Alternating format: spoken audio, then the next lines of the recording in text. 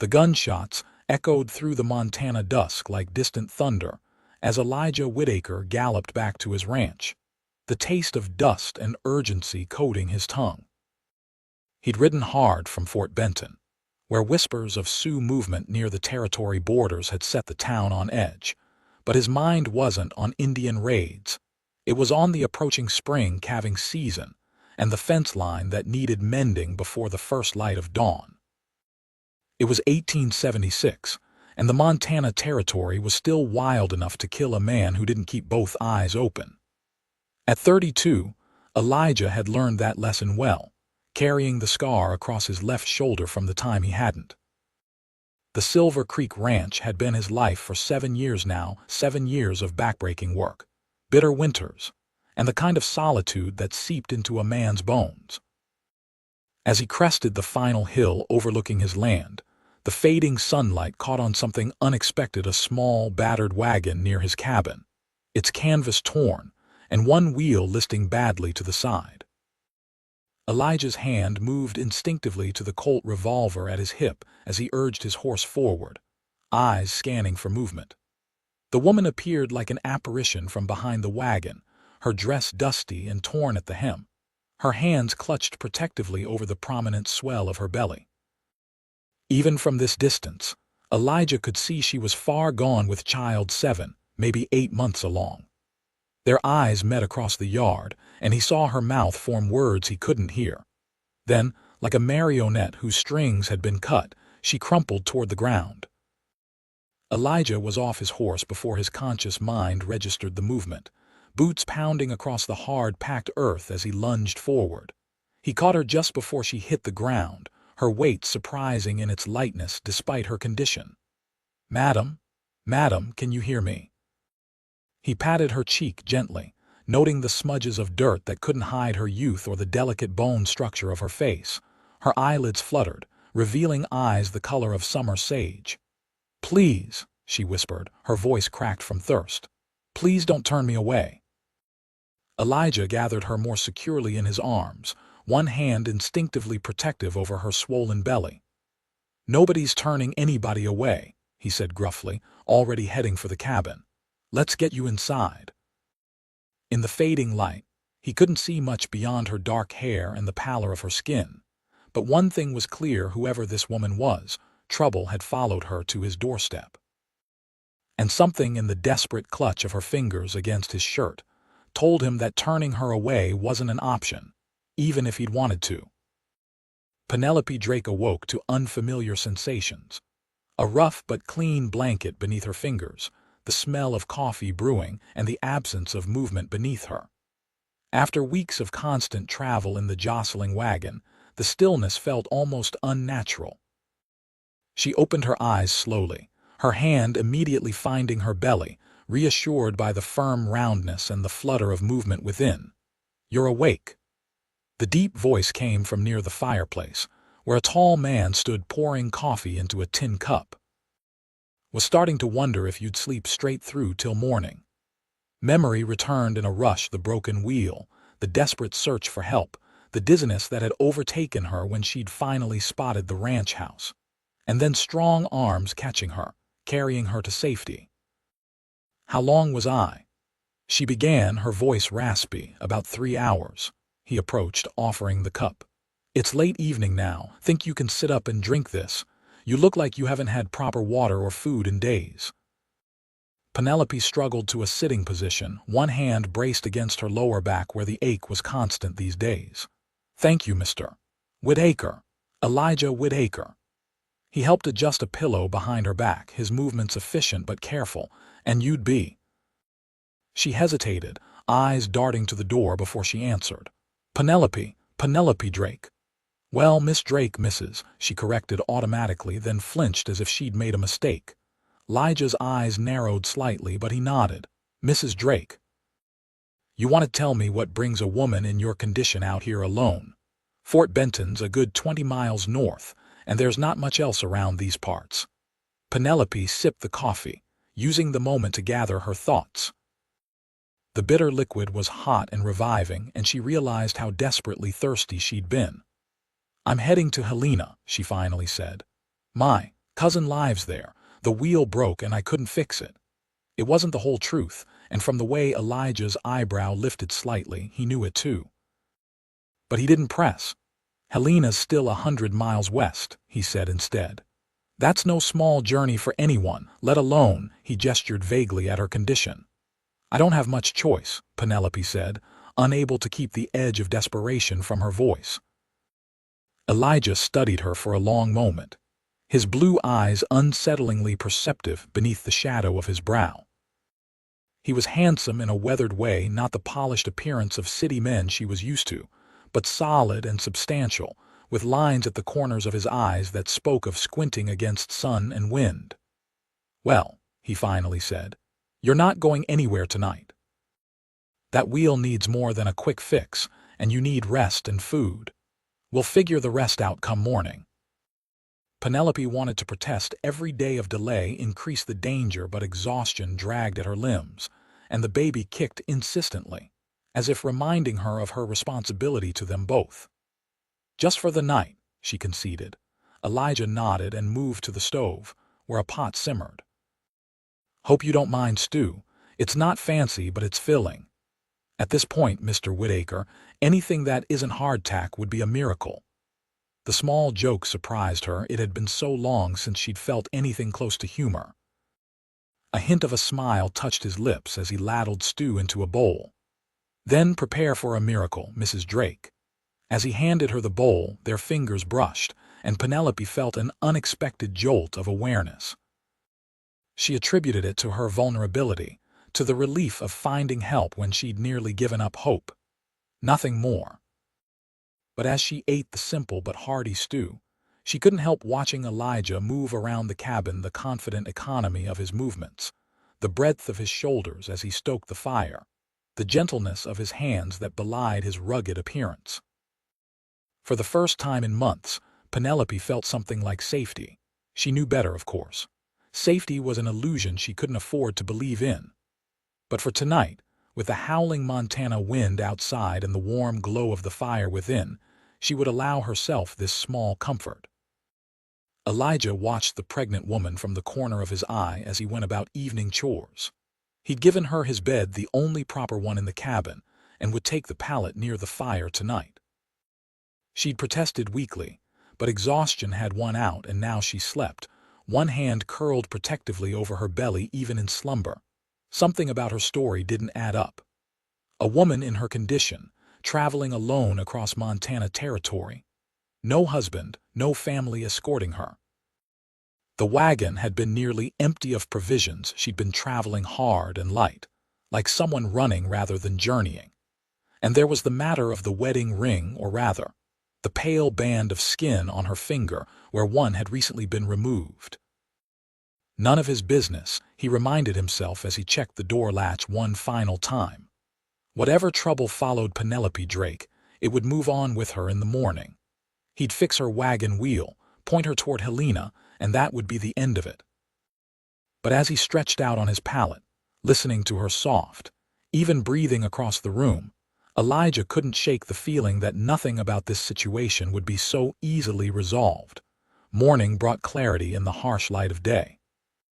Penelope's wagon was in worse shape than she'd realized, not just the wheel, but a cracked axle that would take at least 2 days to repair properly.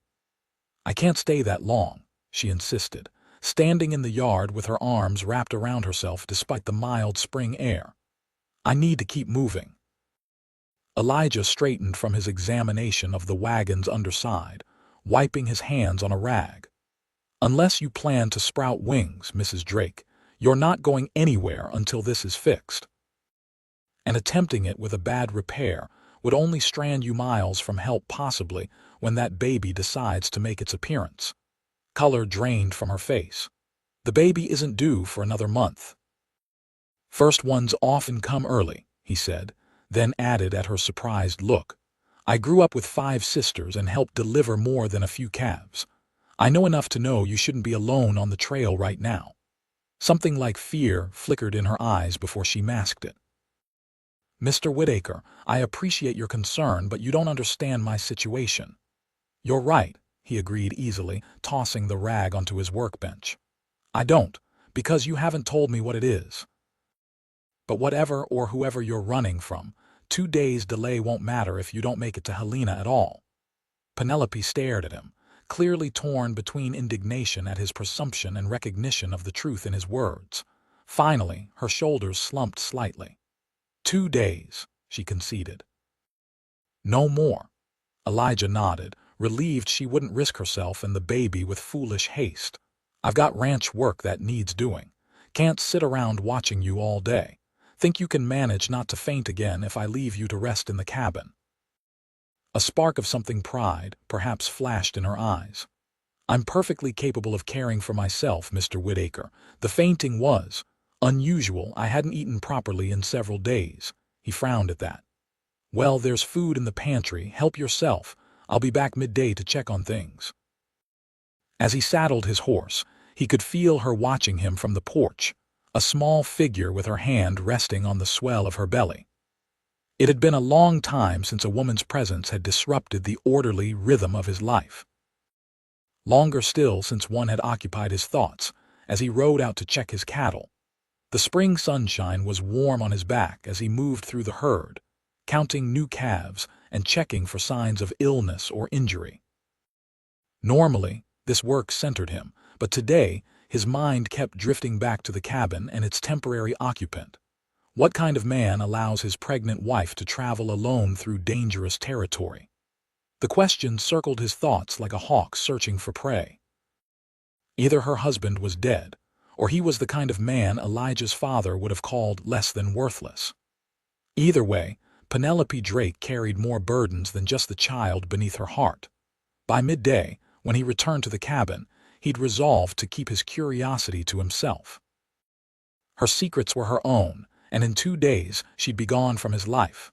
But that resolution wavered when he found her in his vegetable garden, kneeling awkwardly as she pulled weeds from between the emerging plants. "What do you think you're doing?" he called, swinging down from his horse. Penelope looked up, shading her eyes against the sun. "Earning my keep," she replied simply. "You've been neglecting these tomato plants." "Because I've been busy with a few thousand acres and 300 head of cattle," he retorted, striding over. "You shouldn't be kneeling in the dirt in your condition." She rose with difficulty, one hand braced against her lower back. "My condition doesn't make me an invalid, Mr. Whitaker, and I've never been one to accept charity without offering something in return." Standing this close, Elijah could see the smudge of dirt on her cheek, the tendrils of dark hair that had escaped her simple bun, and the stubborn set of her jaw. Something about the picture she made proud and determined despite her circumstances stirred an unexpected admiration. "It's not charity," he said more gently. "It's being a decent human being. But if you're determined to help, there's mending that needs doing. Previous occupant of this place wasn't much for sewing." The hint of a smile touched her lips. "Previous occupant meaning you." "I'm handier with a branding iron than a needle," he admitted. "Come inside. I'll show you what needs fixing, and then you can rest while I work on your wagon."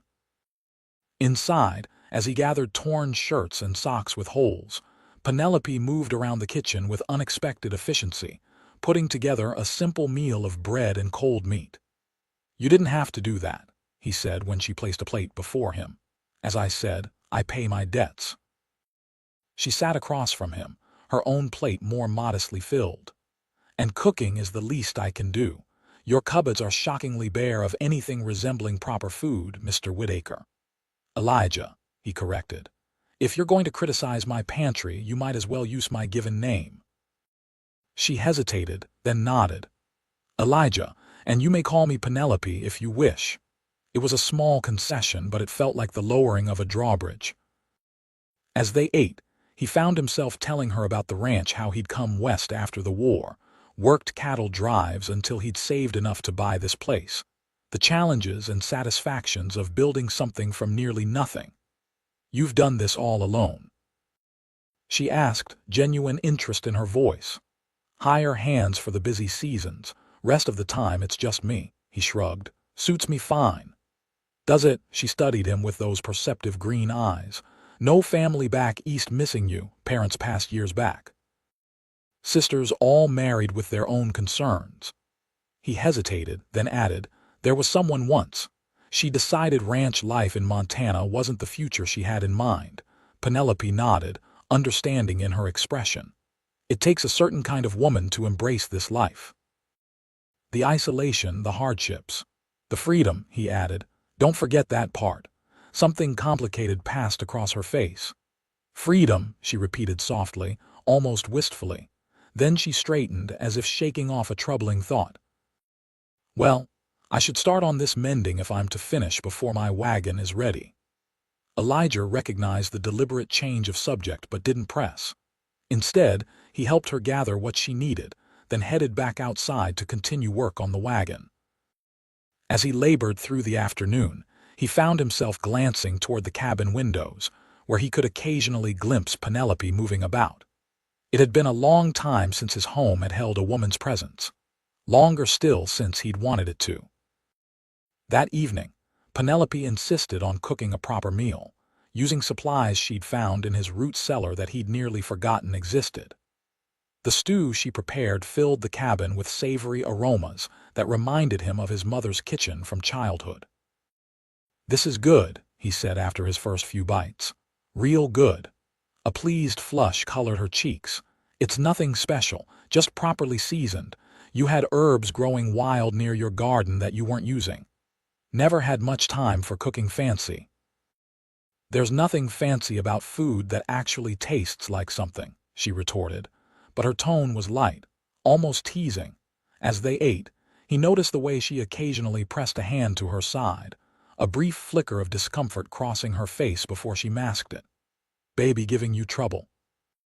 He asked. She looked surprised at his perception. Just active. Always seems to know when I'm trying to rest. My sister Caroline said her firstborn nearly kicked his way out, said sometimes the only thing that settled him was walking. Penelope smiled, a genuine expression that transformed her face. This one does seem to quiet down when I'm moving, makes sleeping a challenge, can't be easy traveling in your condition. The smile faded, wariness returning to her eyes. No, she agreed after a moment, but necessary. Elijah studied her across the table. In the lamplight, with her guard momentarily lowered, she looked younger than he'd initially thought, perhaps 23 or 24. Too young to be carrying the weight he saw in her eyes. Penelope, he said carefully, I'm not a man who pries into others' business. But if you're in some kind of trouble, I'm not a criminal if that's what you're asking, she interrupted, her voice tight. Wasn't what I was thinking. But if someone's after you, someone who might come looking, I'd rather not be caught unprepared. She was silent for so long he thought she wouldn't answer. Then, staring down at her plate, she spoke in a low voice. My husband is dead, or at least I hope he is. The words hung in the air between them. Elijah waited, sensing there was more. He was not a kind man, she continued, each word seemingly dragged from her. Not in public, where he was Nathaniel Drake, respected businessman of St. Louis, but behind closed doors.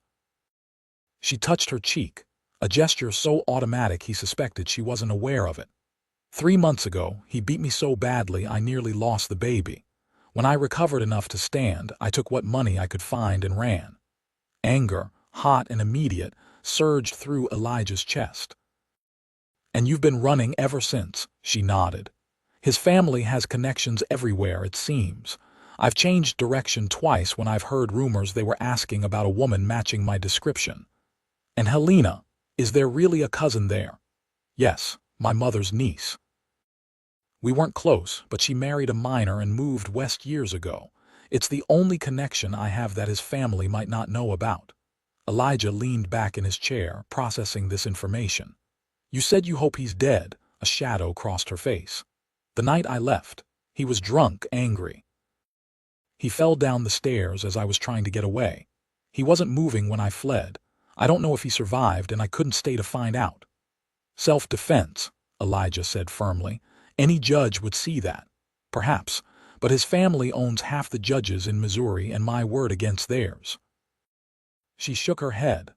I can't take that chance, not with my baby's future at stake. The fierce protectiveness in her voice when she spoke of her child struck Elijah deeply. Here was a woman who had risked everything, her security, her reputation, perhaps even her life, to protect her unborn child from a man who should have treasured them both. "Well," he said after a moment, "no one will find you here. Not for the next couple of days, anyway.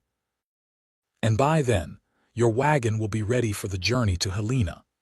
Gratitude flickered in her eyes, but also uncertainty. "I've already imposed too much. If anyone comes asking, I'm not in the habit of turning desperate women over to men who mean them harm," he interrupted, his voice hard. "My father would rise from his grave and tan my hide if I did." A ghost of a smile touched her lips. "He sounds like a good man." He was. Elijah stood, gathering their empty plates. "Now you should get some rest. Baby or no baby, you look ready to drop from exhaustion."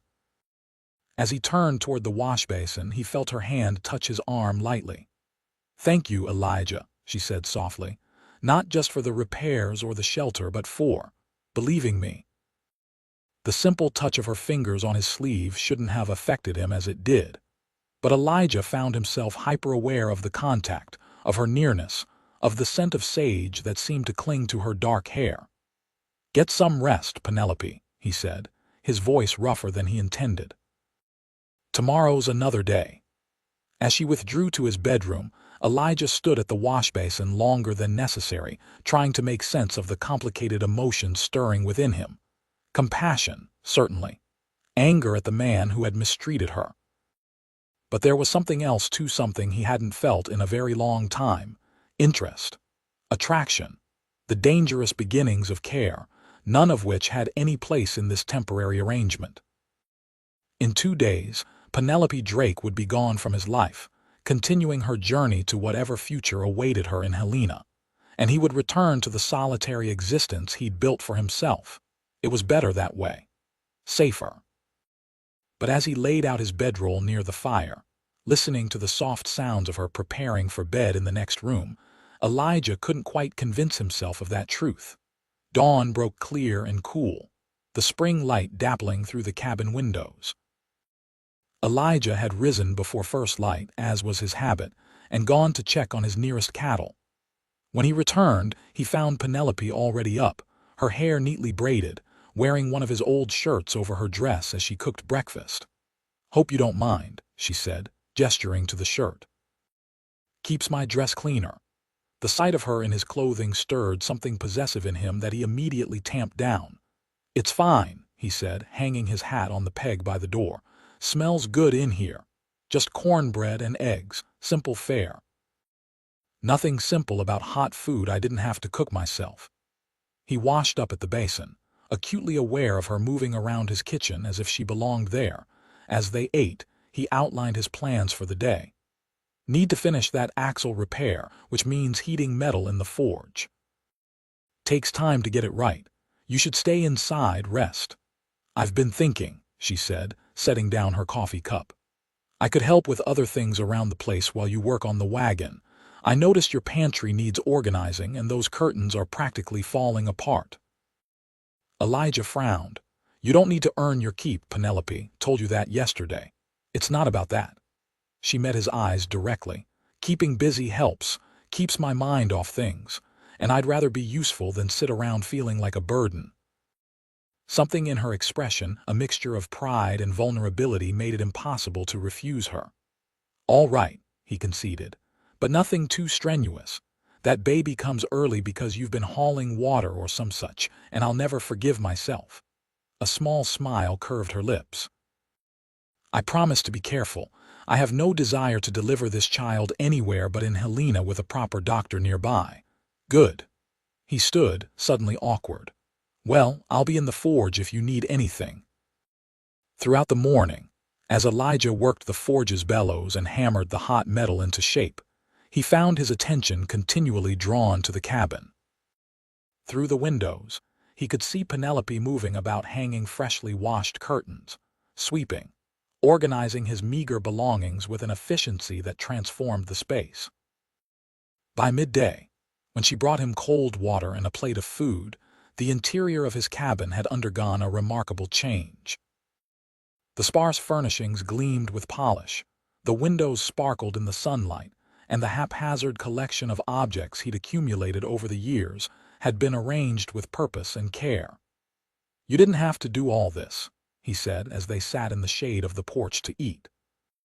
"I wanted to," she replied simply. "It's a good cabin, solid, just needed a woman's touch." The words hung between them, laden with implications neither was ready to address. Elijah cleared his throat. "How's the baby today?" Penelope's hand moved to her belly in that now familiar protective gesture. "Active. I think it knows we're moving on soon, getting restless." "Like its mother," he observed, earning a small smile from her. "Perhaps, though sometimes I wonder what it would be like." She trailed off, looking out across the rolling grasslands of the ranch. What would be like? She shook her head. "Nothing, just foolish thoughts." Elijah wanted to press, to understand the wistfulness in her voice, but something held him back. Instead, he asked, "Would you like to see more of the ranch this afternoon? I need to check the north pasture.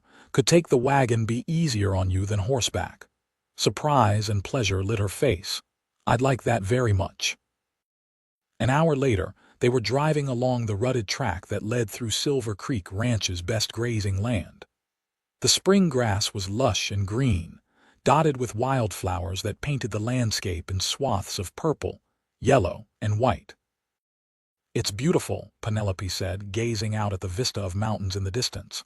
"So open, so free." "That's what drew me here," Elijah admitted. "After the war, couldn't stand being hemmed in.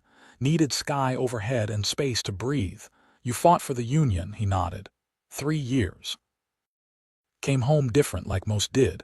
Couldn't settle back into the life I'd had before. So you came west. Took the long way around. Worked cattle drives, ranch jobs, saved every penny.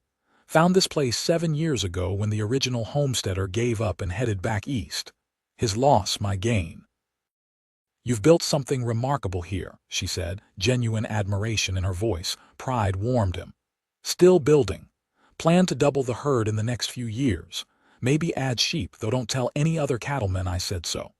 Penelope laughed, the sound bright and unexpected. "Your secret is safe with me." They crested a hill, and the valley beyond opened up before them, where a stream cut through stands of cottonwood and aspen. Several dozen cattle grazed peacefully, some with young calves at their sides. "Spring calving went well this year," Elijah said as he halted the wagon in a shady spot. 27 new calves, all healthy." "They're beautiful," Penelope said, watching a calf frisk around its mother. "So full of life." Something in her tone made him glance at her. Tears shimmered in her eyes, though she blinked them away quickly. "Sorry," she murmured. "Expecting a child makes one sentimental about new life, I suppose. No need to apologize." He hesitated, then added, "Must be hard, facing motherhood alone." She was silent for a long moment. "Yes," she finally said, "but better alone than with what I left behind. Your husband," Elijah stopped, unsure if he should continue. "Was cruel from the beginning," she finished for him. "I just didn't recognize it until it was too late. He was charming in public, generous with gifts. My father thought the match was advantageous. The Drake family had wealth, connections. But not kindness. No, not kindness." Her hand drifted to her cheek again, that unconscious gesture that spoke volumes. "The first time he struck me was 3 months after the wedding. He apologized profusely, blamed business stress, brought flowers for days. The second time, the apologies were shorter. By the 5th time, there were no more apologies, just explanations of how I had provoked him." Fury rose in Elijah's chest. "No man has the right to raise his hand to his wife." "Ever. Many would disagree with you," Penelope said softly. "The law gives a husband many rights over his wife, too many." "The law isn't always right." "No." She looked at him directly, her green eyes searching his face. "It isn't." Something passed between them in that moment, a recognition, perhaps, of shared values despite their different backgrounds. Elijah found himself wanting to reach for her hand, to offer comfort through touch, but restrained himself. "When he found out about the baby," Penelope continued, "I thought things might improve. Instead, they worsened." He accused me of trapping him, though the child was what he had demanded from the beginning of our marriage. The night I left, he had been drinking heavily. Said horrible things about the baby, about what would happen when it was born. Her voice faltered. I knew then that I had to leave, not just for my sake, but for my child's. You did the right thing, Elijah said firmly. The only thing. Yes, she straightened her shoulders. I've never regretted leaving, only that I didn't do it sooner. Before. Her hand moved to her belly. Before the baby, she nodded, a shadow crossing her face. I wonder sometimes what kind of mother I'll be, what lessons I'll pass on. I don't want my child to grow up fearful, or to think that love and pain go hand in hand. You won't let that happen, Elijah said with certainty. The fact that you're worried about it tells me that. Penelope gave him a grateful look, then gasped slightly, pressing her hand more firmly against her side. What is it? He asked, alarmed. Nothing to worry about, she assured him. Just a particularly strong kick. This little one has quite the forceful personality already. Without thinking, Elijah reached out, then stopped himself. May I? Surprise flickered across her face, followed by something softer. Of course. She took his hand and placed it on the side of her belly. For a moment, there was nothing. Then he felt it, a decisive push against his palm, as if the baby were reaching out to make its presence known. Well, hello there, little one, he murmured, a sense of wonder washing over him. Penelope's breath caught, and when he looked up, her eyes were filled with an emotion he couldn't quite name, but it sent a jolt through him, a recognition of something important transpiring between them. Reluctantly, he withdrew his hand. Strong, he managed to say. Going to be a fighter like its mother, she blushed faintly. I've never thought of myself as strong. Then you haven't been paying attention, he said simply. The moment stretched between them, fragile and significant. Then a distant roll of thunder broke the spell, and Elijah looked up to see dark clouds gathering on the western horizon. Storm coming, he said, reluctance in his voice. We should head back.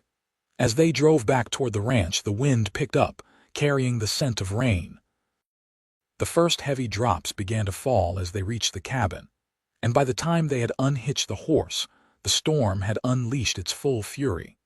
Inside, as lightning illuminated the windows and thunder shook the walls, Elijah built up the fire to ward off the sudden chill. Penelope moved about the kitchen, preparing a simple supper as if she had done so in this cabin for years rather than days.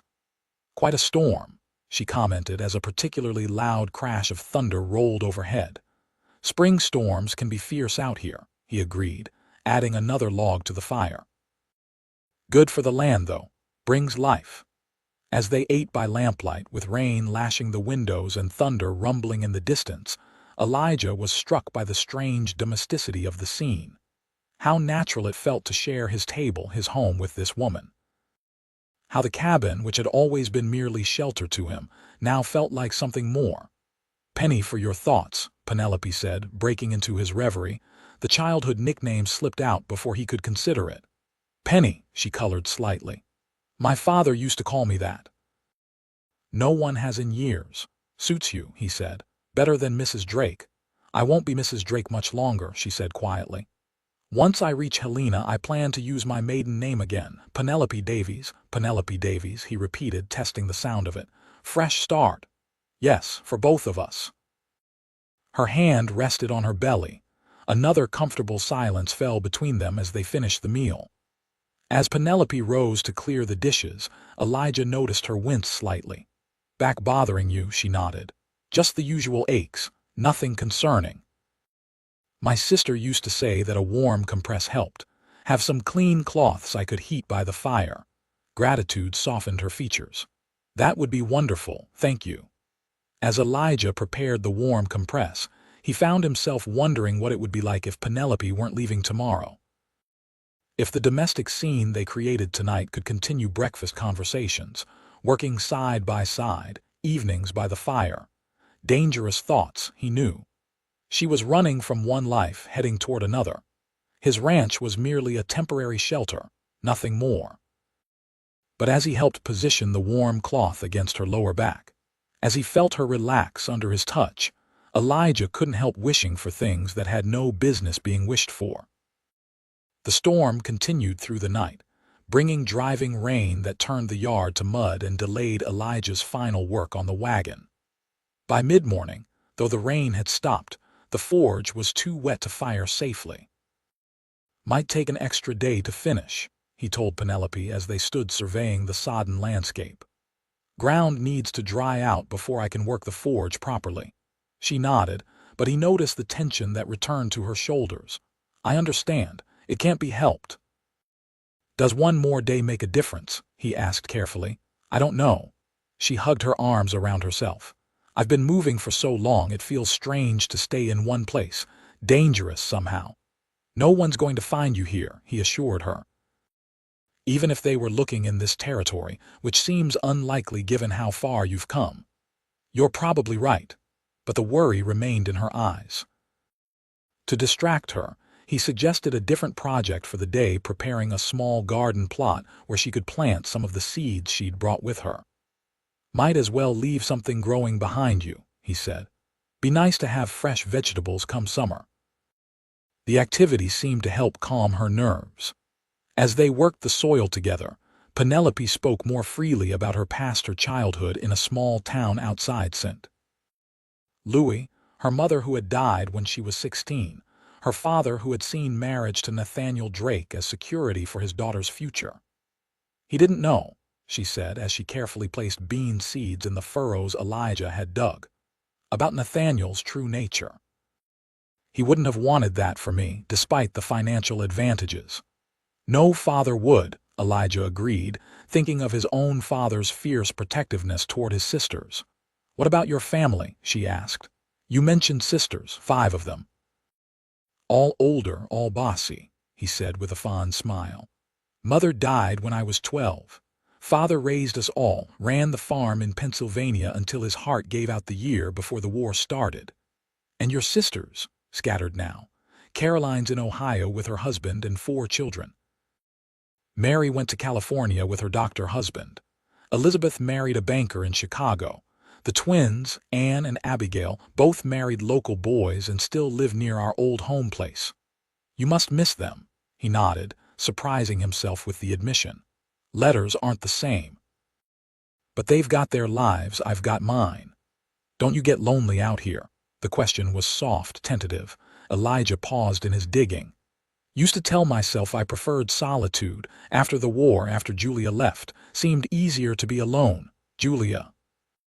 "Woman I thought I'd marry before I came west. She wanted city life, fine things. Can't blame her for that." "And now?" Penelope's eyes held his, searching. "Do you still prefer solitude?" The question hung between them, weighted with possibility. Before Elijah could formulate an answer, a distant sound caught his attention, hoofbeats approaching from the direction of the main road. Instantly alert, he straightened, hand moving toward the pistol he wore even when working around the ranch. "Get inside," he said quietly. "Now." Fear flashed across Penelope's face, but she obeyed without question, moving swiftly toward the cabin despite her awkward gait. Elijah positioned himself between the approaching rider and the cabin, hand resting on his gun. As the horse and rider came into view, however, he relaxed slightly. It was Tom Jenkins, who owned the trading post 10 miles south, a man Elijah had dealt with fairly for years. "Whitaker," Jenkins called as he drew closer. "Thought I might find you here." "Jenkins," Elijah acknowledged with a nod. "What brings you out this way?" The older man dismounted stiffly, leading his horse the last few yards. "Passing along news and checking on folks after that storm. Creeks running high down my way. We weathered it fine here." "What news?" Jenkins removed his hat, wiping sweat from his brow. "2 items of interest. First, Army's been through, warning about Sioux moving north of their reservation. Nothing to worry about this far west, but thought you should know." Elijah nodded. "Appreciate the warning. And the second, this one's stranger. Had a man through the trading post yesterday, well-dressed city type with 2 rough-looking companions, asking about a woman traveling alone, pregnant woman." Jenkins glanced toward the cabin, his sharp eyes missing nothing. "Offered good money for information." Elijah's expression remained neutral, though his heart rate accelerated. "That's so," MMM said. She was his sister in a delicate condition, run off in a state of confusion, worried about her health and the babies. Jenkins studied Elijah's face. "Didn't sound right to me." Man had cold eyes, if you know what I mean. "Did you tell him anything?" Jenkins snorted. "Told him I hadn't seen any lone women, pregnant or otherwise. Territory's no place for such travel." He paused. "Was I lying, Elijah?" For a long moment, the two men regarded each other. Then Elijah said quietly, "You weren't lying to him, Tom, but I'd appreciate it if you'd continue not seeing anything if he comes back." Understanding dawned in the older man's weathered face. "Thought as much." Man gave his name as Drake, Nathaniel Drake. Said he's staying in Fort Benton for a few days, waiting for information. Ice formed in Elijah's gut. Nathaniel Drake alive, not dead as Penelope had hoped, and much closer than she had feared. "I'm obliged for the warning, Tom." Jenkins nodded, then lowered his voice. "Whatever trouble that woman's in, I reckon she had good reason to run from a man with eyes like his. My Rebecca, God rest her, always said I was a good judge of character. That man's character wouldn't fill a thimble." Relief washed through Elijah. "Your Rebecca was right about you." "Well." Jenkins settled his hat back on his head. "I'll be moving on. Told that Drake fellow I'd ask around, report back if I heard anything. Reckon I'll have nothing to report." "Reckon not," Elijah agreed. "Safe travels, Tom." As Jenkins rode away, Elijah stood motionless in the yard, mind racing. Nathaniel Drake was alive, in Fort Benton, and actively searching for his wife. The relative safety Penelope had found at Silver Creek Ranch was more tenuous than either of them had realized. When he entered the cabin, he found Penelope standing by the window, one hand pressed against her mouth, the other protectively over her belly. From her pale face and wide eyes, he knew she had overheard at least part of the conversation. "He's alive," she whispered. "And he's here. In Montana." Elijah crossed to her, taking her trembling hands in his. "Listen to me, Penelope. He doesn't know you're here. Jenkins didn't tell him anything, and he won't. But he's looking, and he's so close." Fear made her voice unsteady. "I have to leave now, tonight. With a half-repaired wagon and a storm-washed trail, you wouldn't make it 5 miles. He held her gaze intently. "We need to think this through carefully." "There's nothing to think through if he finds me," her voice broke. "You don't understand what he's capable of." "I understand enough." Elijah's voice hardened. "And I'm not letting you ride out alone into danger. That's not happening." Surprise flickered across her face at the vehemence in his tone. "What choice do I have?" "Several," he said, mind working rapidly. "First, you stay here. I'll double the watch, keep an eye on the approach road. If anyone comes, there are places to hide on the property." She shook her head. "I can't put you at risk. If Nathaniel found out you were harboring me, second option," he continued, ignoring her protest. "We leave together. I have a hunting cabin up in the hills about a day's ride. Remote. We could go there until the danger passes. Together." The word seemed to catch in her throat. "Elijah, your ranch can manage without me for a few days." He squeezed her hands gently.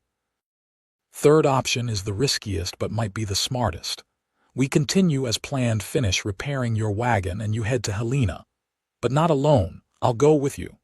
Penelope stared at him, confusion and something else, hope, perhaps battling in her eyes.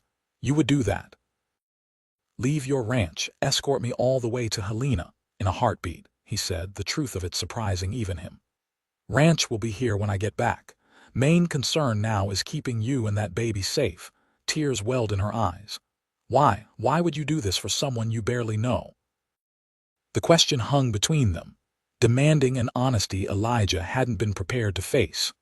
But the fear in her eyes, the protective curve of her hand over her unborn child, and the courage that had brought her this far alone, all of it, moved something deep within him.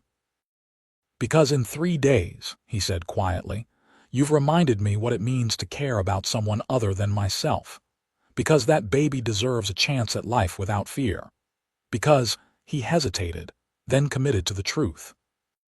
"Because when I think about you leaving, continuing alone, it feels wrong in a way I can't explain."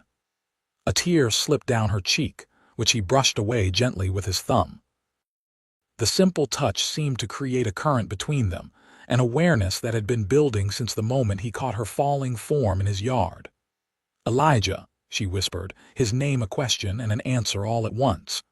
"We'll figure this out," he promised. "Together. But right now, I need to get that wagon ready as quickly as possible. We need options, and we need them soon." She nodded, visibly gathering her strength. "What can I do to help?" "Pack what supplies we might need for any of these possibilities.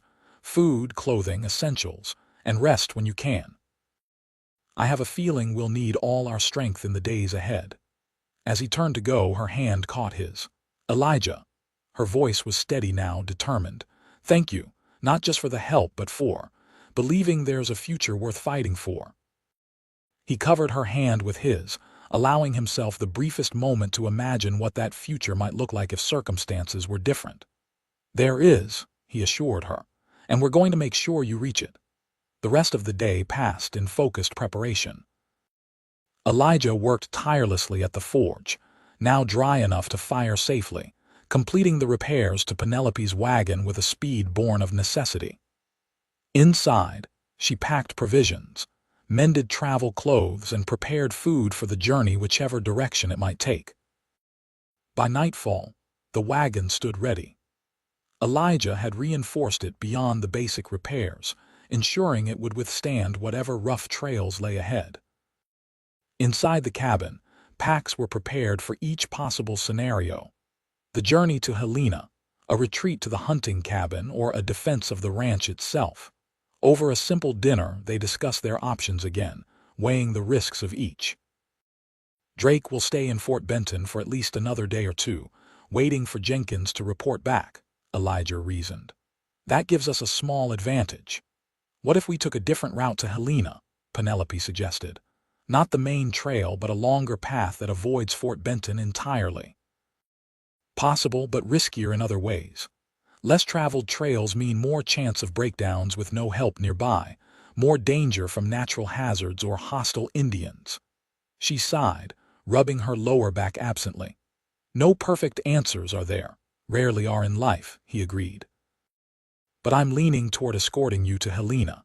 Get you safely to your cousin, which was your plan all along. Once you're there, in a town with law enforcement, it would be harder for Drake to harm you without consequences." Penelope nodded slowly. "That makes sense." "And then you could return to your ranch." Something in her tone made him look at her more closely. "That was always the plan, wasn't it? Get you safely to Helena." "Of course," she said, though her eyes dropped to her plate. "I never expected anyone's help this far." "Certainly never expected," she stopped abruptly. "Never expected what?" he pressed gently. When she looked up, vulnerability shone in her eyes. "To find someone like you, someone who makes me wonder if—" She shook her head. "It doesn't matter, we have more immediate concerns." Before he could respond, she gasped suddenly, her hand flying to her side. "What is it?" Alarm shot through him as he rose from his chair. "I don't know," she said, her voice tight with pain.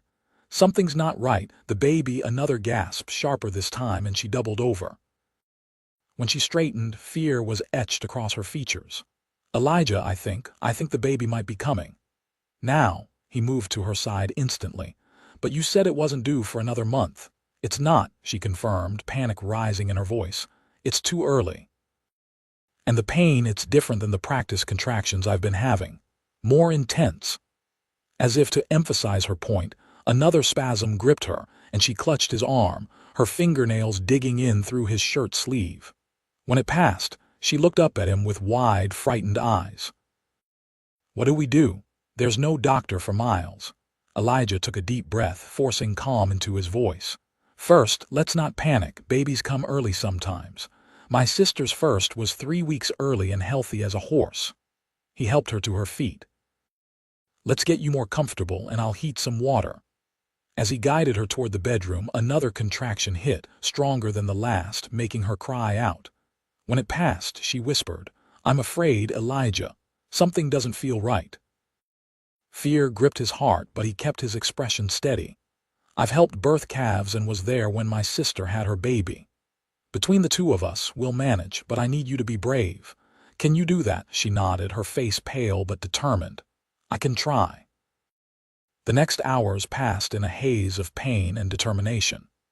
Elijah moved between heating water, preparing clean cloths, and supporting Penelope through increasingly intense contractions. As midnight approached, her water broke, and the reality of the situation became starkly clear. The baby was coming, ready or not. Tell me what to do, he said, kneeling beside the bed where she lay, sweat dampening her hair and nightgown. Through clenched teeth she managed, just stay with me. Don't leave. I'm not going anywhere, he promised, taking her hand. She gripped it with surprising strength as another contraction tore through her. When it passed, she looked at him with a clarity that belied her physical distress. If something happens to me, nothing's going to happen to you, he interrupted fiercely. If it does, she insisted, promise me you'll protect my baby. Get it safely to my cousin in Helena. The request struck him like a physical blow. Penelope, promise me, Elijah. The intensity in her eyes left no room for argument. I promise, he said solemnly, but it won't come to that. You're going to be fine. Both of you. She managed a weak smile before another contraction claimed her. This one lasted longer, and when it ended, she whispered, I think I need to push. The next hour was the most intense of Elijah's life. He had delivered calves, tended wounded men during the war, but nothing had prepared him for the raw power and miracle of human birth. Penelope's courage astounded him through pain that would have broken many men. She remained focused, determined, following his inexpert guidance as they worked together to bring her child into the world. And then, just as the first hint of dawn lightened the eastern sky, a cry pierced the cabin, the indignant wail of a new life announcing its arrival. A boy, Elijah said, his voice thick with emotion as he wrapped the squalling infant in a clean towel. You have a son, Penelope. Tears streamed down her face as he placed the tiny bundle in her arms. He's so small, she whispered, counting fingers and toes with trembling hands. But strong, Elijah assured her, marveling at the perfect miniature features, the shock of dark hair, the tiny nose, the determined set of the mouth that continued to cry lustily. Listen to those lungs. He's going to be just fine. Penelope looked up at Elijah, her face transformed by a joy that transcended exhaustion. We did it, she said wonderingly. He's here. He's safe. Yes. Elijah found himself unable to look away from the tableau before him, mother and child, vulnerable yet infinitely precious. Something shifted within him, a certainty taking root where uncertainty had been. You both are. After tending to Penelope and helping her clean up, Elijah took the baby briefly while she rested, cradling the tiny form against his chest as he stood by the window. The newborn had quieted, his eyes a newborn's dark blue, blinking up at the man who had helped bring him into the world. Hello, little man, Elijah murmured. You've had quite a journey already, and you're not even a day old. Tiny fingers curled reflexively around his much larger one, and the simple gesture unlocked something in Elijah's heart, a tenderness he hadn't known he possessed, a protectiveness that went beyond physical safety to encompass all the hopes and possibilities this new life represented. When Penelope stirred, he brought the baby back to her, settling them both comfortably before bringing her water and the broth he'd prepared. Have you thought about a name? He asked as she nursed the infant with a natural grace that belied her inexperience. She nodded. I've had months to consider it. If it was a girl, I was going to name her after my mother, Helena. For a boy, she looked down at her son's face. Thomas, after my father. Thomas Elijah Davies. Surprise and a profound emotion Elijah couldn't name swept through him. Elijah. If you don't mind, she said softly. He might not have made it into this world without you. Neither of us might have. I'm honored, he managed to say, his voice rough with feeling. More than I can express. She smiled, tired but radiant. It suits him, I think. A strong name for a brave journey ahead. The mention of the journey ahead sobered Elijah. With the baby's early arrival, their plans had been upended. Penelope couldn't travel for at least a week, possibly more. And Nathaniel Drake was still out there, somewhere, searching. "We need to rethink our strategy," he said, sitting carefully on the edge of the bed. "You need time to recover, and the baby needs a stable environment for at least a few days." Worry creased her brow. "But if Nathaniel is searching, we have allies," Elijah reminded her. "Jenkins won't betray your presence here, and I can send word to a few trusted friends to keep an eye on Drake's movements without revealing why I'm asking." "And then what?" he considered carefully before answering. "Then, when you're strong enough, we three will head to Helena together. Not by the main road, but by the less traveled paths I know. It will take longer, but be safer." "Three," she repeated softly, looking down at her son. "It still seems unreal. Yesterday I was alone, running from a past that wouldn't let go. Today—" She lifted her gaze to Elijah's face. "Today I have a son, and a friend who has done more for me than anyone in my life." "More than a friend, Penelope," he said before he could stop himself. "If you'll allow it." Understanding dawned in her eyes, followed by a complex emotion, hope tempered by fear, longing shadowed by past pain. "Elijah, she faltered. "My situation is complicated now, more than ever. I know that." He reached for her hand, covering it with his own. "I know the timing is all wrong. I know you've been hurt, betrayed by the man who should have protected you above all others. I know you have a new life to build, a son to raise." He paused, gathering courage. "But I also know that in these few days, something has happened between us that I can't explain away. And I'm not asking for promises or commitments. I'm just asking that you don't close the door on possibilities." Tears filled her eyes, but they weren't tears of sorrow. "I thought I'd never trust again," she whispered. "Never feel safe with any man, and then you caught me when I fell, and everything I thought I knew changed. For me too," he smiled gently. "I thought I was content alone. Turns out, I was just waiting without knowing what I was waiting for." The baby stirred between them, making small, mewling sounds that reminded them both of more immediate concerns. Elijah stood, knowing Penelope needed rest and privacy. "We'll talk more later. You both should sleep while you can." As he moved toward the door, her voice stopped him. "Elijah," he turned back. "Yes, that door on possibilities, it's open, terrifyingly so." The simple admission filled him with a quiet joy. "Rest now," he said softly. "I'll be right outside if you need anything." As Elijah closed the bedroom door, he leaned against it for a moment, overwhelmed by the events of the night and the emotions they had unleashed. In the space of a few days, his solitary existence had been transformed. The empty rooms of his life, which he had convinced himself were filled enough with work and purpose, now seemed hollow by comparison to what they might contain. But there were practical concerns to address before he could allow himself to dwell on possibilities. Taking a sheet of paper from his desk, he penned a brief note to Tom Jenkins, asking him to monitor Drake's movements in Fort Benton without raising suspicion. He needed to know if the man was expanding his search or preparing to move on. After sealing the letter, Elijah stepped outside into the dawn light. The world seemed somehow different, sharper, more vivid, as if he were seeing it through new eyes. The ranch that had been merely his livelihood now represented something more: a haven, a future, a place where a family might thrive. A family. The thought both exhilarated and terrified him. Was he ready for such responsibility? Could he be the kind of man that Penelope and her son needed: steady, protective, nurturing? The questions circled as he tended to necessary chores, preparing the ranch for what might be several days of divided attention. By mid-morning, he had arranged for a young cowhand from a neighboring ranch to ride the letter to Jenkins, and sent word to another neighbor to keep an eye on his cattle for a few days, in exchange for similar help the previous winter. When he returned to the cabin, he found Penelope awake, the baby sleeping peacefully beside her. She had managed to change into a clean nightgown and had attempted to bring order to her hair, though tendrils still escaped the loose braid. "How are you feeling?" he asked, setting a fresh pitcher of water on the bedside table.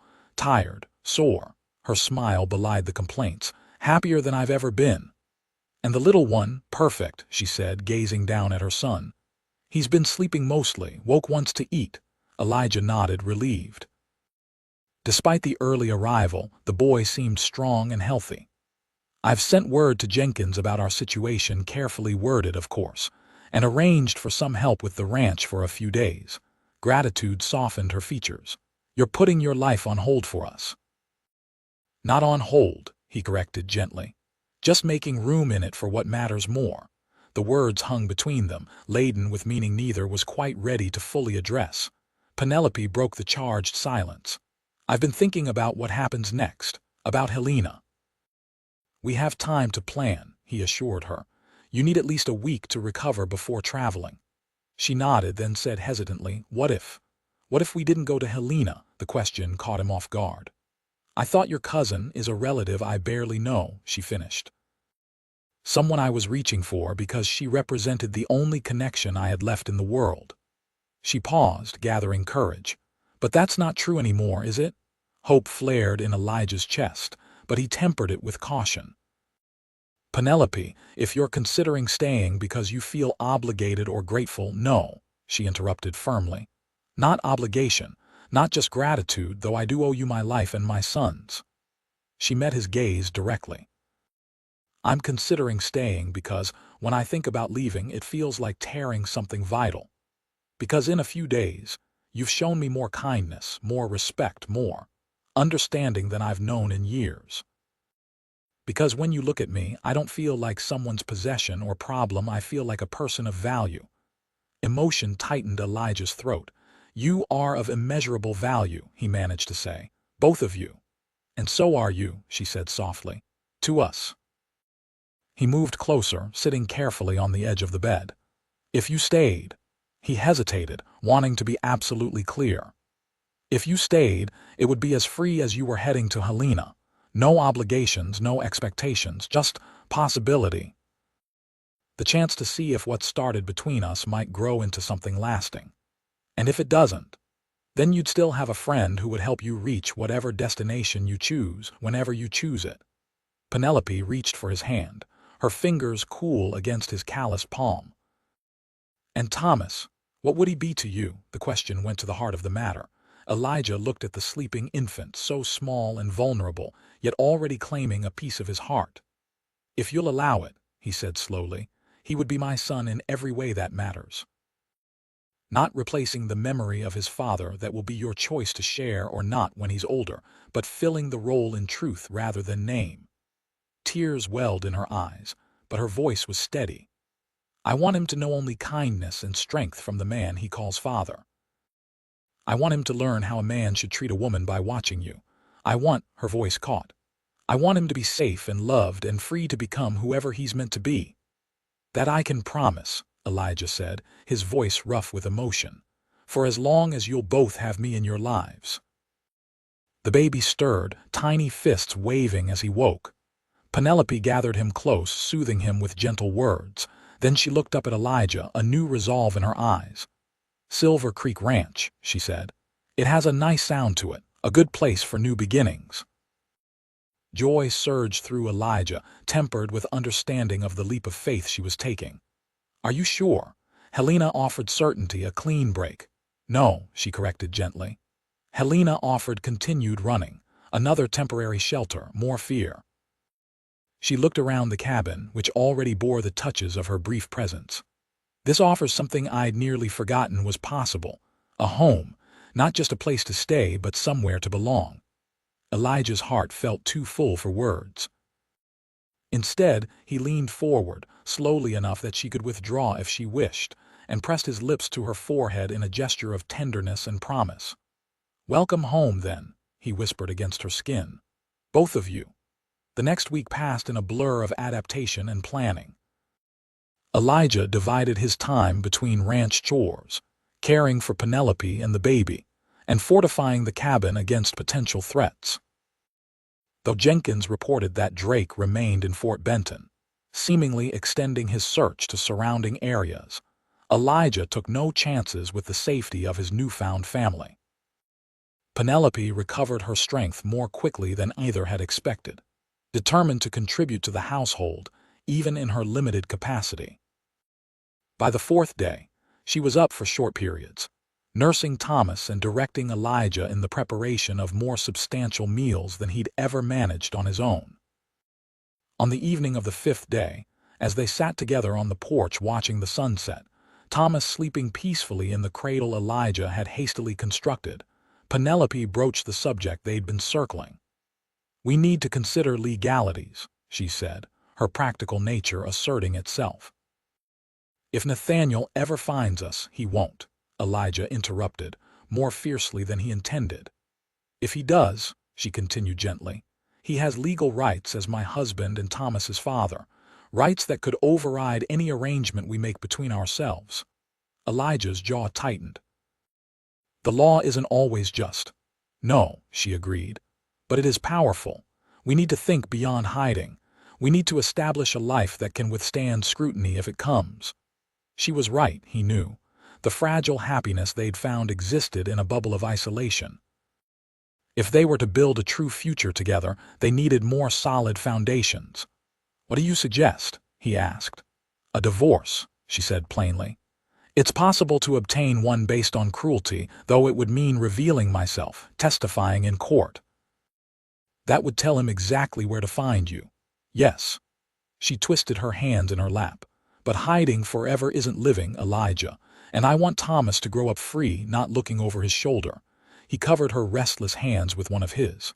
"There might be another way. I know a judge in Helena, honest man, fought in the war with me.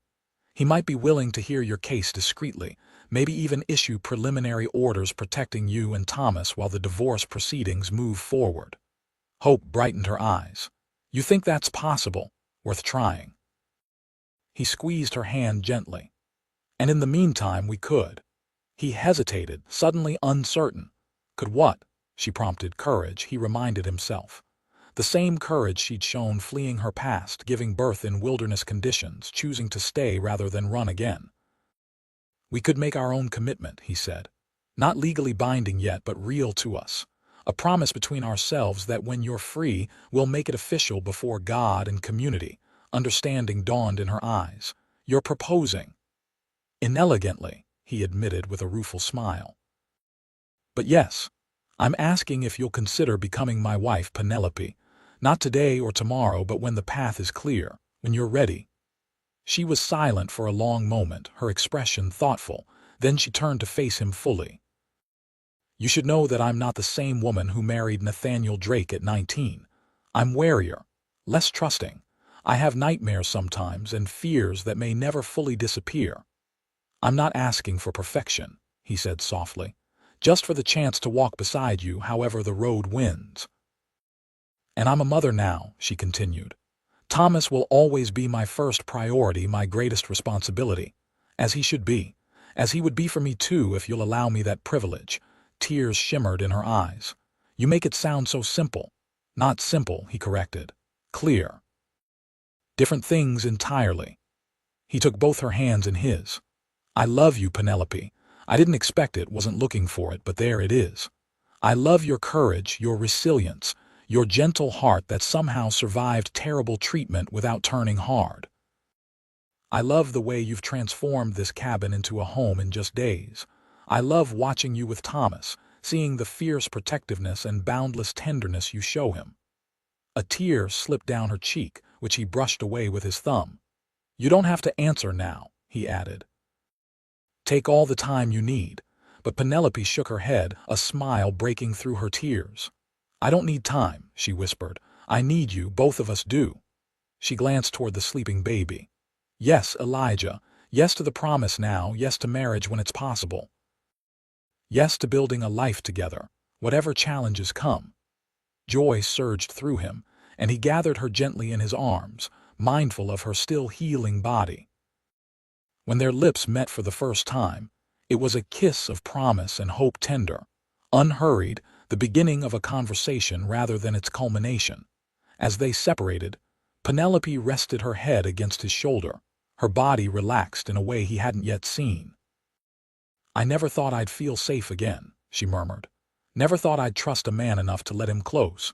You've given me back possibilities I thought were lost forever." "You did the same for me," he said, his cheek against her hair. Made me realize how empty this place was before you came. How much I was missing without knowing it. They sat together as twilight deepened into night, the vast Montana sky ablaze with stars. Thomas stirred in his cradle, making the small sounds that preceded waking, and Penelope moved to tend to him. As she lifted the baby, cradling him against her breast, she looked up at Elijah with a smile that held all the promise of their future. "Our beginning," she said simply. And in those 2 words, Elijah found everything he hadn't known he was searching for. 3 days later, a letter arrived from Tom Jenkins that changed their careful plans. Nathaniel Drake had left Fort Benton abruptly, but not before bribing or threatening someone for information. He was headed south directly toward Silver Creek Ranch. "We have maybe a day," Elijah said grimly, reading Jenkins' warning. "Less if he's pushing hard." Fear flashed across Penelope's face as she clutched Thomas closer. How could he know? Jenkins says one of Drake's men was asking specific questions about ranches in the area. "Someone must have mentioned my place." Elijah's mind raced through options. "We need to move, now." "The hunting cabin," she suggested, remembering their earlier discussions. He shook his head. "Too isolated if there's trouble." "We need to head for Helena, immediately reach my friend Judge Wilson before Drake catches up to us." The next hour passed in a flurry of activity as they packed essentials for the journey. Elijah harnessed his strongest team to Penelope's repaired wagon, which he'd reinforced and partially enclosed for better protection against the elements. Inside, he created a padded nest for Thomas and a comfortable seat for Penelope, still regaining her strength. "We'll take the high trail," he explained as they loaded the last provisions. "It's rougher going but less traveled. With luck, we can reach Helena in 3 days." As Penelope settled into the wagon, Thomas sleeping peacefully in his makeshift cradle beside her, Elijah surveyed the ranch one last time. He'd worked 7 years building this place, and now he was leaving it with no certainty of return. But looking at Penelope, and the baby his family now in all but legal formality, he knew without doubt that he'd made the right choice. Some things were worth more than land and cattle. Some treasures couldn't be measured in acres or dollars. "Ready?" he asked, climbing onto the driver's seat. Penelope reached for his hand, squeezing it briefly. "With you?" "Yes." The journey proved more arduous than anticipated. Spring rains had washed out sections of the trail, forcing detours that cost precious time.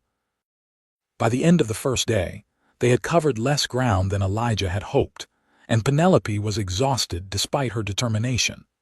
They made camp in a sheltered grove, where Elijah built a small, nearly smokeless fire for warmth and cooking. As they ate a simple meal, he kept his rifle close, eyes scanning the darkening forest around them. "You think he's following us already?" Penelope asked, voice low as she nursed Thomas. "Can't be sure," Elijah admitted, "but best to assume he is and stay vigilant." That night, they slept in shifts, Elijah taking the longer watch while Penelope rested between Thomas's feedings. In the pre-dawn chill, as she took her turn keeping guard, Elijah woke to find her staring into the dying embers, her expression resolute. "I won't let him take Thomas," she said without preamble. "Whatever happens, Elijah, promise me our son will be safe." "Our son," he repeated, the simple phrase filling him with fierce protective love. "I promise, Penelope. With everything in me, I promise." They broke camp at first light, pushing harder despite the difficult terrain. By midday, they had reached the highest point of the trail, where it wound through a narrow pass between towering granite outcroppings. It was there that disaster struck. The sound of a rifle shot cracked through the mountain air, followed by the splintering of wood as the bullet struck the wagon inches from where Elijah sat. He reacted instantly, pulling Penelope and Thomas down below the wagon's sides. "Stay down," he ordered, reaching for his rifle. 3 riders appeared on the trail behind them, Nathaniel Drake in the lead, his city clothes incongruous against the wilderness backdrop, flanked by 2 rough-looking men whose hands rested on holstered pistols. "That's far enough, Whitaker," Drake called, his voice carrying clearly in the mountain air. "I've come for my wife and child. Send them out, and you might live to see sunset." Elijah's jaw tightened as he positioned himself between the wagon and the approaching men. "Your wife doesn't want to see you, Drake. And the child isn't yours to claim." Rage contorted Drake's features. "The law says otherwise. That woman is my property, and so is whatever brat she's whelped." He gestured to his companions. "Hand them over now, or these men will take them from your corpse." Inside the wagon, Penelope clutched Thomas to her breast, heart pounding with terror but mind surprisingly clear. This moment, this confrontation, had haunted her nightmares for months. But now that it was here, she found an unexpected calm in the certainty of what must be done. Carefully, she secured Thomas in his cradle, covering him with blankets. Then she reached for the small pistol Elijah had insisted she carry, a weapon she'd prayed never to need, but had learned to use during their journey. "I won't surrender my son," she called, emerging from the wagon with the pistol held steadily before her. "And I am not your property, Nathaniel. Not anymore." Surprise flashed across Drake's face, followed by ugly amusement. "Look at the little wife playing with guns," he sneered. "You always were prone to hysterics, Penelope. Come home now, and I might be persuaded to forgive this lapse in judgment." "There's nothing to forgive," she replied, her voice stronger than she had thought possible. "I left a marriage that was nothing but cruelty and abuse.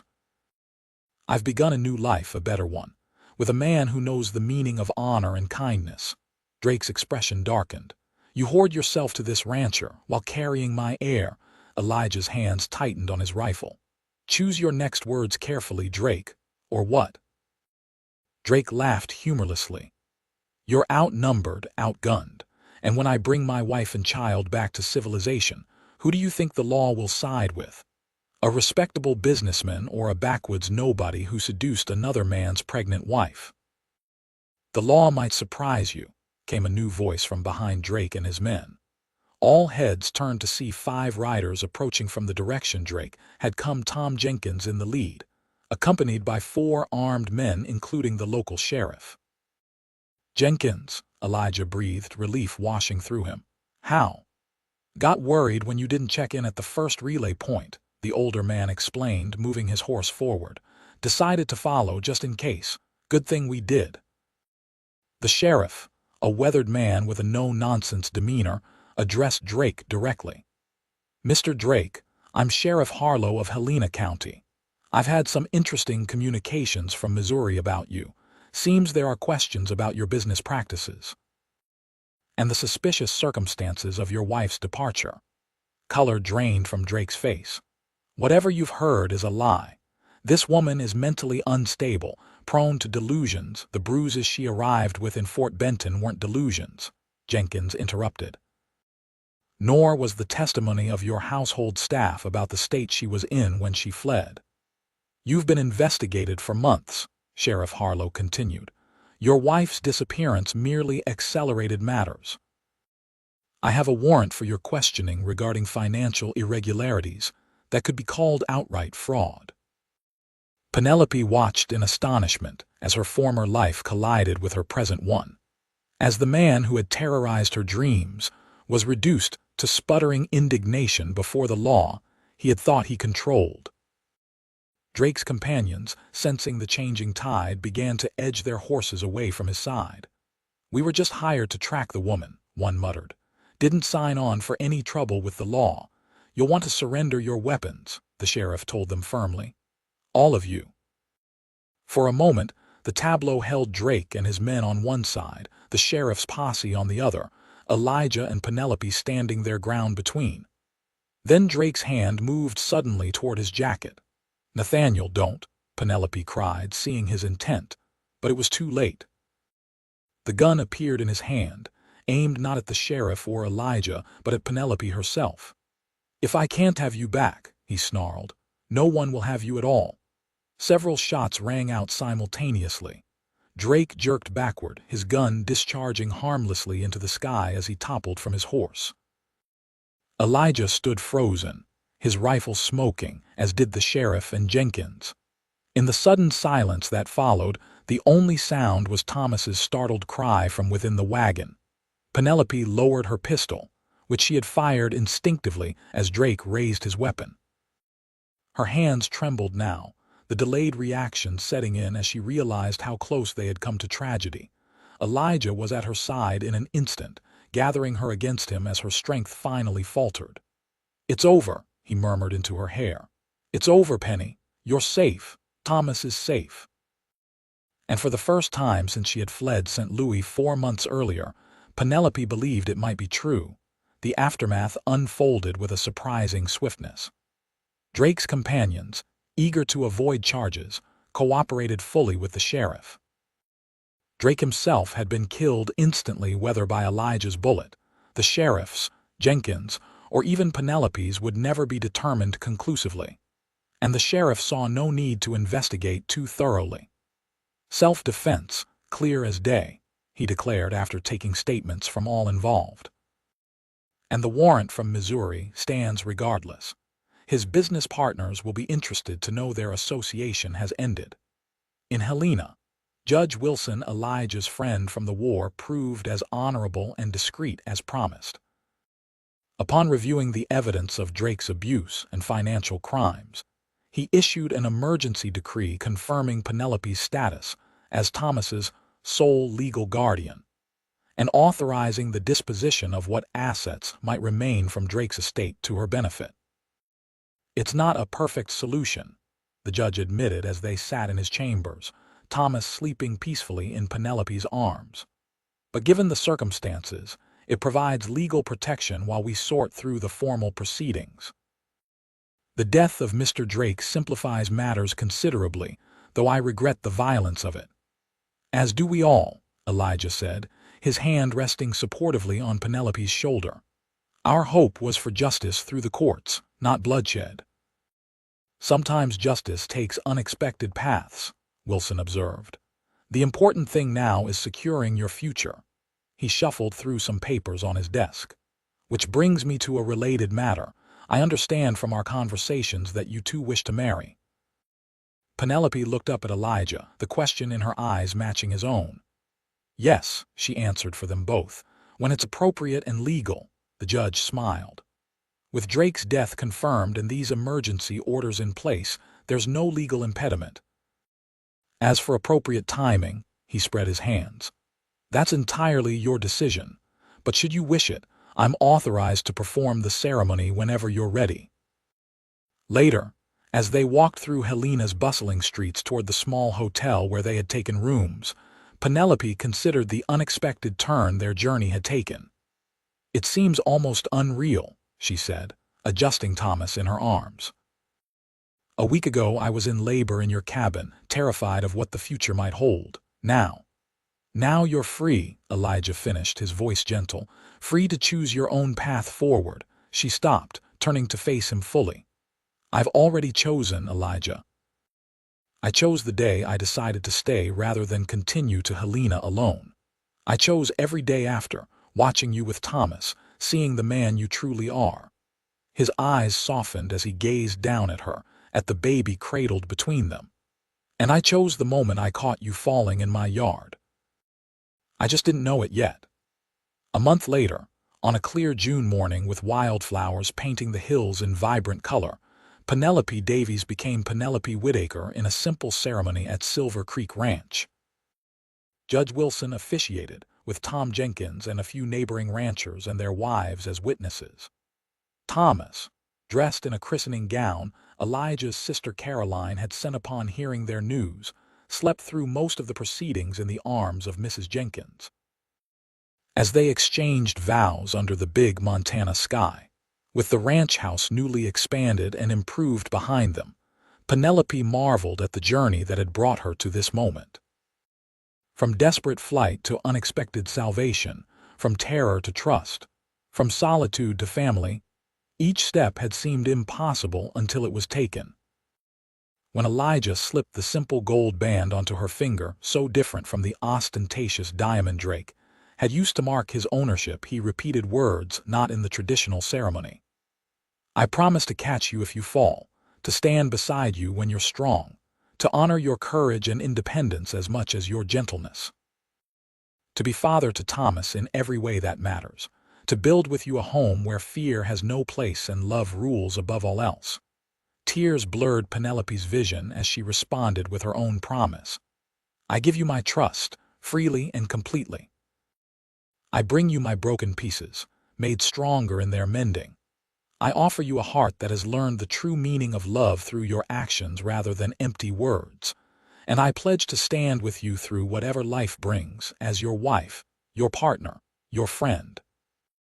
By the authority vested in me, Judge Wilson concluded, his voice carrying across the assembled gathering, I now pronounce you husband and wife. What God and love have joined together, let nothing put asunder. As Elijah gathered her into his arms for their first kiss as a married couple, cheers erupted from their friends and neighbors. When they separated, both laughing and tearful, Mrs. Jenkins brought Thomas forward, placing him in Elijah's arms with a smile. Your family, she said simply. Complete at last. That evening, after the guests had departed, and Thomas had been settled in his new cradle in the nursery Elijah had built, the newlyweds stood on their porch watching the sunset paint the western sky in shades of gold and crimson. Happy, Mrs. Whittaker? Elijah asked, his arm around her waist. Beyond words, she replied, leaning into his embrace. When I fainted in your yard that day, I thought I had reached the end of my strength, the limit of what I could endure alone. And now? She turned in his arms, framing his beloved face between her hands. Now I know that strength comes in many forms. Sometimes it's endurance. Sometimes it's courage to take a different path. Sometimes it's being willing to trust again, to fall knowing someone will catch you. Always, he promised, bending to kiss her with a tenderness that still took her breath away. For all our days. As twilight deepened into night, they moved inside to the home they had built together, not just the physical structure of wood and stone, but the deeper foundation of love, trust, and shared purpose that would sustain them through the years to come. And in his nursery, Thomas Elijah Whittaker slept peacefully, secure in the knowledge, even in his infant awareness, that he was protected, cherished, and free to become whatever his future held, surrounded by love that had overcome every obstacle to claim its rightful place. Epilogue. Fort Benton, Montana Territory, spring 1883. The town had changed in the 7 years since Penelope had first passed through it, desperate and alone. New buildings lined the main street. The steamboat landing bustled with increased commerce, and signs of growing prosperity were evident everywhere. Elijah guided their wagon through the busy thoroughfare, Thomas sitting proudly beside him on the driver's bench, while Penelope held their 3-year-old daughter, Helena, on her lap. In the back of the wagon, their younger son James, not quite 2, dozed against the packages they had come to town to collect. Can we see the steamboats, Pa? Thomas asked eagerly, his dark hair so like his mother's ruffling in the spring breeze. That's the plan, Elijah confirmed with a smile. After we pick up the supplies and visit Dr. Monroe. Penelope caught her husband's glance, a private communication passing between them. The visit to the doctor wasn't for any of the children, but to confirm what Penelope suspected, that a 4th Whittaker would be joining their family by winter. Silver Creek Ranch had prospered along with their family, now encompassing twice its original acreage, with a herd of 300 cattle and the controversial but profitable addition of 100 sheep. It had become one of the most successful operations in the county. The original cabin had been expanded into a proper ranch house, with room for their growing family and the occasional guests who found their way to the Whittakers' hospitable door. As they completed their errands and headed toward the river landing where Thomas so eagerly wanted to see the steamboats, Penelope noticed a new memorial in the town square, a simple stone marker commemorating the town's founding and growth. Should we tell him? She asked Elijah quietly, nodding toward the marker as Thomas ran ahead with Helena toddling determinedly after her big brother. Elijah considered, shifting James more comfortably in his arms as the toddler woke from his nap. Maybe not today. He's still young. There will be time for the harder parts of the story when he's ready to understand them. Penelope nodded agreement. They had always planned to tell Thomas about his birth father someday, not the ugliness of it, but the truth that sometimes families formed in unexpected ways, that love rather than blood determined true parenthood. But at 7, he was still innocent enough to accept without question that Elijah was his father in all ways that mattered. And he was. From the first moment, Elijah had held Thomas in his arms. Through every milestone, first steps, first words, first day of school, he had been the embodiment of what a father should be. Patient, encouraging, loving, firm when needed but never cruel. The man Thomas had been named for in legal documents was a fading shadow, relevant only in the lessons Penelope had learned from surviving him, lessons about her own strength, about recognizing true worth in others, about the difference between possession and love. As they reached the riverfront, Thomas's excited voice carried back to them. "Ma, Pa, look at the big boat. Can we go on it, please?" Elijah laughed, setting James down to toddle toward his siblings. "Not today, son, but someday, I promise. We'll take that steamboat all the way to St. Louis if you want." The casual reference to her former home no longer brought pain. Penelope had made peace with her past, even corresponding occasionally with her former maid who had married and started her own family.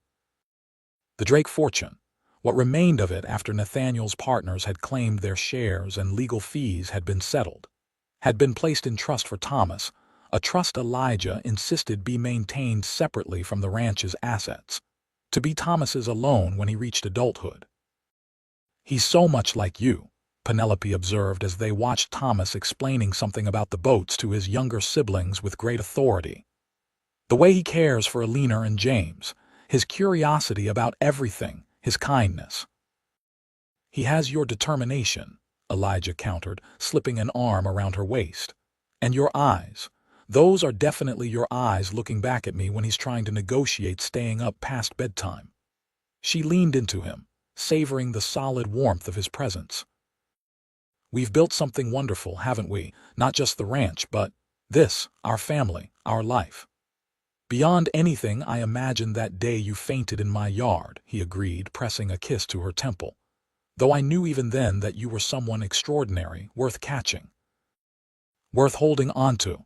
Worth falling for," she teased, using the double meaning they often shared. "In every sense of the word," he assured her, turning her gently to face him. "Every single day."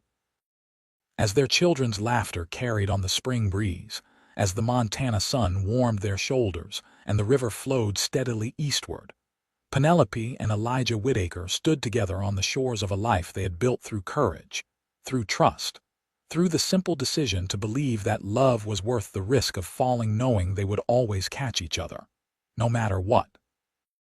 The end.